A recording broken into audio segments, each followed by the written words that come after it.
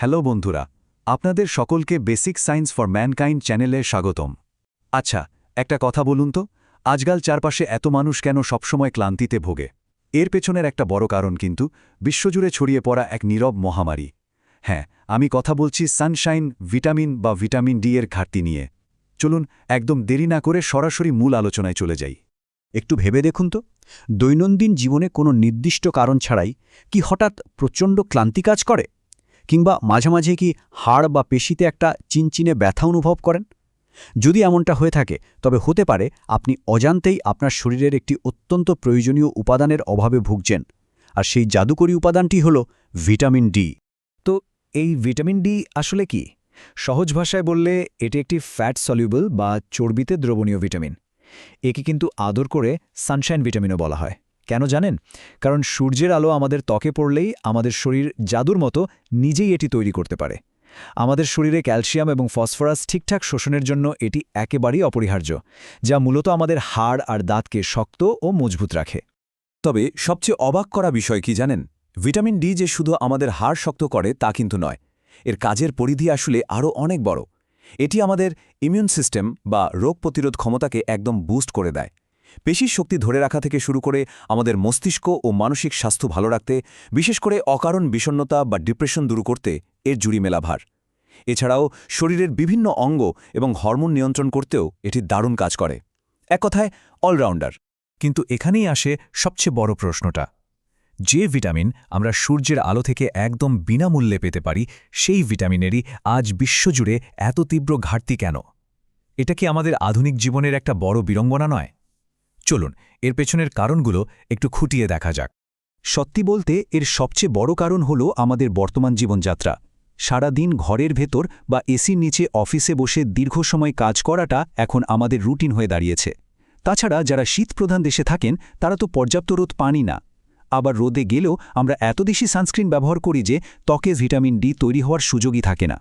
এর পাশাপাশি প্রতিদিনের খাবারে মাছ, দুধ বা ডিমের অভাব, বয়স বেড়ে যাওয়া, অতিরিক্ত ওজন বা স্থূলতা, এমনকি কিডনি বা লিভারের সমস্যাও এই ঘাটতির জন্য মারাত্মকভাবে দায়ী। আর হ্যাঁ, গাঢ় ত্বকের অধিকারীদের শরীরেও কিন্তু প্রাকৃতিকভাবেই ভিটামিন ডি একটু কম তৈরি হয়। তো আমরা কারণগুলো তো জানলাম, এবার চলুন দেখি শরীর যখন এই ভিটামিনের অভাবে ভোগে তখন সে কিভাবে আমাদের সতর্ক করে। কিছু লক্ষণ আছে যেগুলো দেখলে আপনি নিজেই বুঝতে পারবেন যে শরীরে ভিটামিন ডি এর অভাব রয়েছে কি না। সাধারণ লক্ষণগুলোর মধ্যে একেবারে প্রথমেই আসে সারাক্ষণ শরীর দুর্বল লাগা বা একটা চাপা ক্লান্তি অনুভব করা। হাড়, কোমর কিংবা পেশিতে অকারণে ব্যথা হওয়াও কিন্তু এর অন্যতম বড় একটা সিগন্যাল। আর সবচেয়ে চমকপ্রদ ব্যাপার কি জানেন? এই যে কথায় কথায় মেজাজ খারাপ হওয়া, বিষণ্ণতায় ভোগা, কাজে ফোকাস করতে না পারা বা রাতের পর রাত ঘুমের সমস্যা, এগুলোও কিন্তু এই সাধারণ একটি ভিটামিনের অভাবেই হতে পারে। বুঝতেই পারছেন, শুধু শরীর নয়, আমাদের মানসিক স্বাস্থ্যের জন্য এটি কতটা জরুরি। এখন আপনি হয়তো ভাবতেই পারেন একটু ক্লান্তিই তো ঠিক হয়ে যাবে, কিন্তু না, এই প্রাথমিক লক্ষণগুলোকে অবহেলা করলে এর পরিণতি হতে পারে মারাত্মক। দীর্ঘমেয়াদী ঘাটতির ফলে হাড় নরম হয়ে যায় এবং খুব সহজেই তা ভেঙে যাওয়ার ঝুঁকি থাকে। শিশুদের ক্ষেত্রে এটা খুবই বিপজ্জনক। হাড় বাঁকা হয়ে রিকেটস নামের রোগ হতে পারে। শারীরিক বৃদ্ধি আটকে যায়, এমনকি দাঁতেরও গুরুতর সমস্যা দেখা দেয়। অন্যদিকে বয়স্কদের ক্ষেত্রে অস্টিওম্যালেশিয়া নামক রোগ হওয়ার ভয় থাকে, যার ফলে হাঁটাচলায় কষ্ট হয় এবং সামান্য একটু আঘাতেই হাড় ভেঙে যাওয়ার চরম ঝুঁকি তৈরি হয়। আমরা সব সময় চাই সঠিক তথ্য দিয়ে আপনাদের মধ্যে সচেতনতা বৃদ্ধি করতে, আপনাদের উপকার হোক, এটাই আমাদের একান্ত কামনা।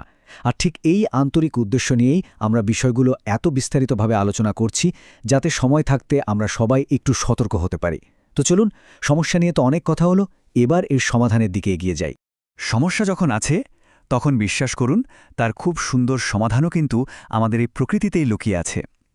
চলুন এবার দেখে নিই কীভাবে খুব সহজে একদম প্রাকৃতিকভাবে আমরা এই ভিটামিন ডি এর ঘাটতি পূরণ করতে পারি।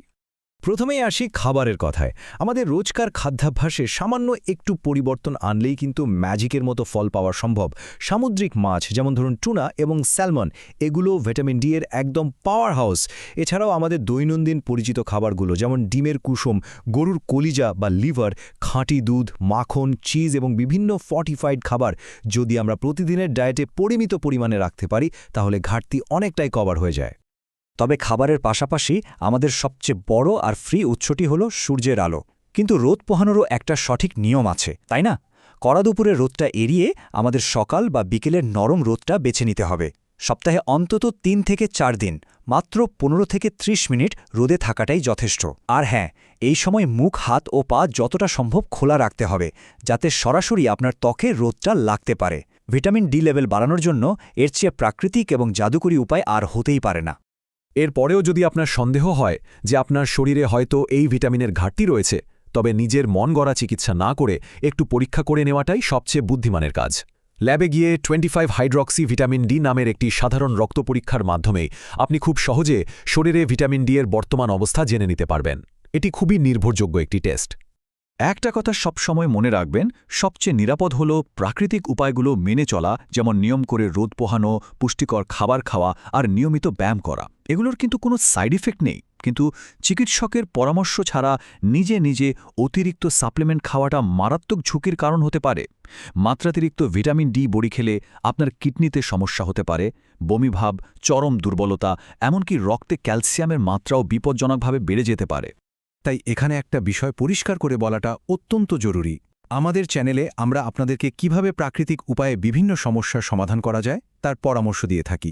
আমাদের পরামর্শ পালনের আগে আপনি আরও সোর্স হতে ভিডিও দেখুন এবং বিশেষজ্ঞদের নিকট আরও জানুন, তারপর আমাদের পরামর্শ অনুসরণ করবেন।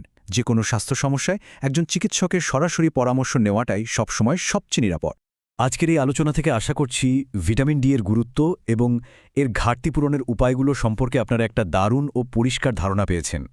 তবে যাওয়ার আগে শুধু নিজেকে একবার এই প্রশ্নটা করুন, প্রতিদিনের এই অসম্ভব ব্যস্ত রুটিনে নিজের সুস্থতার জন্য কি মাত্র 15টা মিনিট রোদ পোহানোর সময় আপনার নেই? একটু ভেবে দেখবেন কিন্তু। নতুন নতুন ভিডিও পেতে আমাদের চ্যানেলটি সাবস্ক্রাইব করুন এবং বেল আইকনটি টিপুন। সবাইকে সাথে থাকার জন্য ধন্যবাদ।